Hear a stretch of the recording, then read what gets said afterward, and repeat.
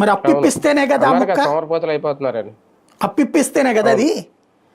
అలా కాకుండా వాళ్ళని చదివించే బాధ్యత వాళ్ళది, వాళ్ళకి ఆరోగ్యం చూసుకునే బాధ్యత వాళ్ళది అంటే ఏముంటది అక్కడ?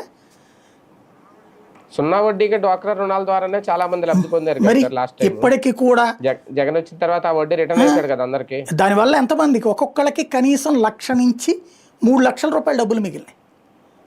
30 లక్షల రూపాయలు తీసుకున్న వాళ్ళకి 3 లక్షలు, 20 లక్షలు తీసుకున్న వాళ్ళకి 2 లక్షలు, అంటే గ్రూపులో 10 మంది ఉంటారు కాబట్టి 10 లక్షలు తీసుకున్న వాళ్ళకి 1,00,000 రూపాయలు. దాంతో వ్యాపారాలు చేసుకుంటారు కదా వాళ్ళు.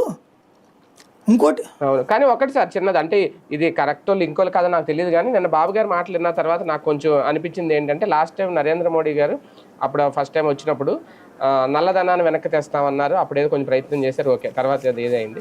ఇప్పుడు నేను అన్నది ఏంటంటే, చాలామంది డబ్బులు ఎక్కువైపోయి వాటిని ఎలా కాపాడుకోవాలో తెలియక ఒత్తిడికి గురైపోతున్నారు. మనం పోయిన తర్వాత ఆ డబ్బును మనం ఎక్కడికి తీసుకెళ్ళలేం కదా. అదే ఇలా పేదలకు పెట్టి వాళ్ళని అభివృద్ధి చేస్తే మనకు చాలా మనస్తృప్తి వస్తుంది, సంతృప్తి వస్తుంది. అంటే ఏంటి, డబ్బు ఎక్కువ ఉన్న వాళ్ళని ఓకే, అది నల్లధనం కాన్సెప్ట్ ఎందుకు అన్నానంటే, అది వెనక్కి తెచ్చి దాన్ని కూడా ప్రభుత్వం దాన్ని వాడుతుంది.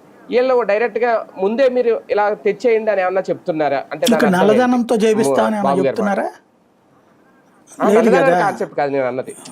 డబ్బులు ఎక్కువై ఒత్తిడికి గురవుతున్నారా, ఎలా కాపాడుకోవాలో కరెక్ట్. తెలియక అప్పుడు అడేం చేస్తాడు, ఈ దేశం వదిలేసి వెళ్ళిపోతాడు. అంతేగాని ఇదిగో ఇది